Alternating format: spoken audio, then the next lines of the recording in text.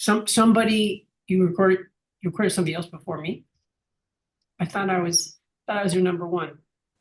Apparently not. Hello. 10 with 10, 10 with Jen, 10 with 10, 10 with 10, 10 with Jen. Braden Pollock, welcome to 10 with Jen. Braden Pollock is a serial entrepreneur, domain name expert, and angel investor with a portfolio of high-value domain names and investments in dozens of tech startups.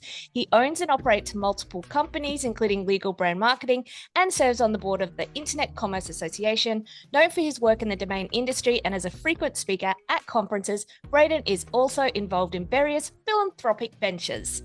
How are you, Braden? That was pretty good. That bio. Did you do that? Yeah, I did that. It's pretty good. So you juice. I have not been juicing, but I have been milking. I have been nut milking. So I've been making my own nut milk. How does one milk a nut? Okay. No. Don't. You asked the question.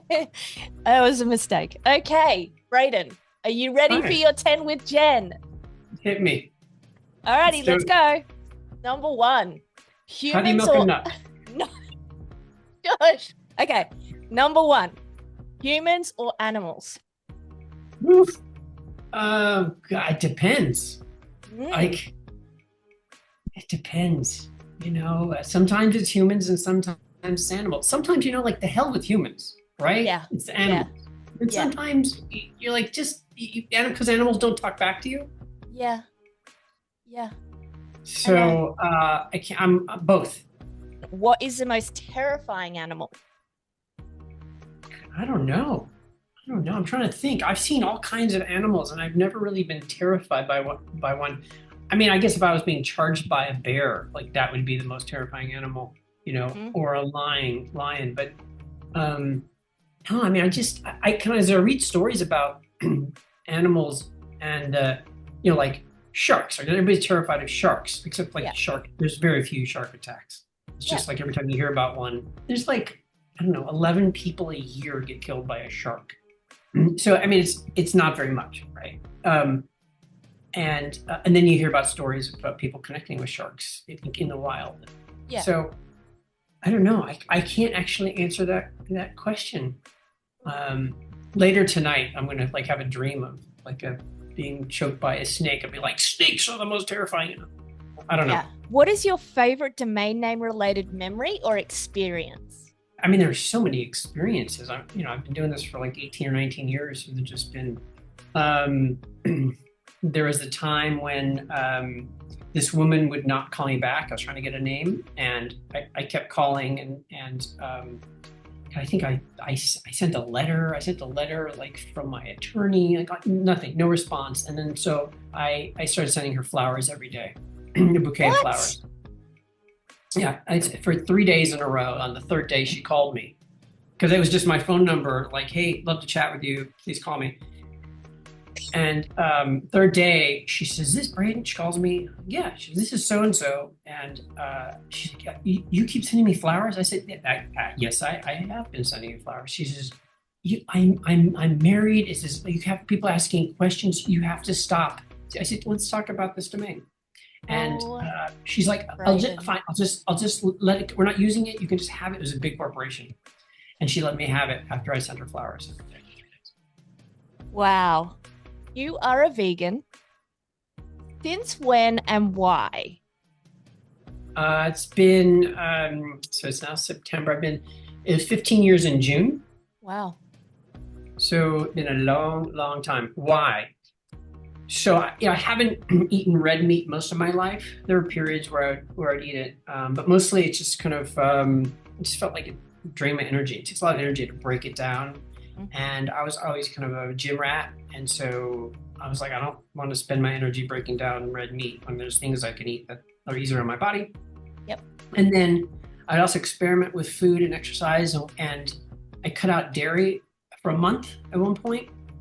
And this is 26 years ago.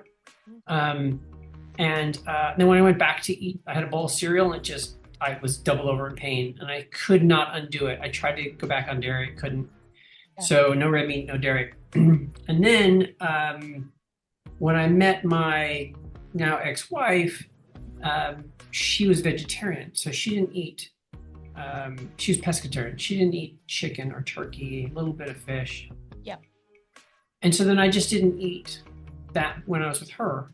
Yep. And then when she moved in with our two diets, it was like the only thing was left was little fish and eggs. And she said, I want to try going vegan for a couple of weeks and see how it is. I said, all right, I'll do it with you. And that was over 15 years ago. And what happens is you discover you have more energy, and then you start learning about it, and it's kind of a slippery slope. And I slipped all the way down. So no animal products at all, no leather, no silk. Animals are just abused, and animals when they're slaughtered, right? It's like there is terror in their bloodstream, and like I don't want to eat that. Yep. I don't think animal protein is good for us, according to science. And also, I'm not suffering eating vegetables and fruit, and so why do other animals have to suffer for my meals? What is the craziest travel story that you have? Getting lost in countries, and I've never gotten arrested, so I don't have one of those stories. God, I've done so many crazy things. Like there's so many countries I've been to with totally different cultures. Like I remember I was in Ethiopia, and it's not crazy, but I was walking down the street in Ethiopia. When I say street, it's like a dirt road path, and there's all of these thatched huts, dirt floors. They're just like shanties, and everybody is. It was in the evening after dinner, and everybody's outside and talking, because it's not like that air conditioning and television and whatever. Like, they're just out and they're talking, and music is playing, and there's this family, and the music was playing, and they're dancing, and so we just start dancing with them, and they're having such a good time. Like they have nothing, right? Yes. Nothing. And they're just in such good spirits. And I remember the woman's like, here, hold my baby. And like hands the baby over. They don't know us. And they're just dancing. It's like such an incredible experience. Aside from work apps, what is the most used app on your phone? Okay. I would say my podcast app. Yep. I listen to podcasts every day, multiple times a day. Photos, I use a lot. Skype, despite it being an older technology, like I Skype with people all over the world. Everybody still seems to use Skype. So I use Skype often. And the Amazon app. What was the most trouble you ever got into as a kid? Back when I was a kid, there was this van, it was called Charlie's Chips, and it was a van that drove around. They sell these big tins of chips and popcorn and candy and stuff like that. It wasn't exactly a catering truck. It was like you would order it and they would deliver it. This is pre-internet. Yep. And it was parked in the neighborhood, and for whatever reason, because we're kids, we started checking the doors to see if they're open, and one of the doors was open. It was unlocked. And we cleaned it out. And we stashed this stuff like all over the neighborhood, just wherever we could, behind a bush, in a cabinet, like wherever we could find. We just had snacks for days. That didn't go over well. What is your favorite song of all time? I don't have one. Yeah. Because there's different points in your life where different kinds of music resonates with you, right? Right.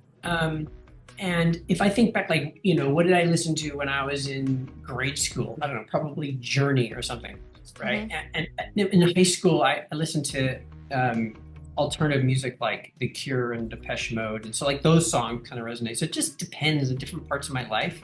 Yeah. And like, I don't listen to music nearly as much as I used to. Yep. When I was a kid, I listened to a lot of music. Now, sometimes it's like background. Listen to podcasts. What's your favorite podcast then? Well, I listen to all the Domain podcasts, of course. There's one called Founders that I like. He will read a bunch of biographies and then talk about like some famous founder. Yeah.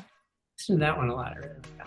What was your most pivotal failure and how did it shape your future? Well, my marriage just came to an end, so that was kind of pivotal. So there's that. There's things that I'm doing differently to learn from that experience. There are businesses that have failed when I thought they were going to endure, and something would happen, and then they would. There's a couple times where businesses would fail, and I was like, I thought I was good. I thought I had backup plans, and the backup plans weren't as strong as I thought. So I've learned from that. I'm pretty well diversified now. Yep. I mean, unless Bill Gates decides to unplug the internet, I think I'm pretty safe. Yeah. I think the failures, I think the learnings from those failures would be, just because you think you have something figured out doesn't mean that you have. And so I try to look at things from multiple angles. And when I think I've got it sorted out, I think through it again and again, and look for the weak spots, because there's always one. That's a great answer. Well, guess what, B? You've now been 10'd with Jen. Thank you. Woo! Pre-warning. Just going to be something. Pre-warning. There's a warning. I'm gonna. So it's a warning about a warning. Is it a pre-warning? Yeah, maybe it's just a warning. Okay, I just want to be clear. I'm cutting this out. Okay. All right. So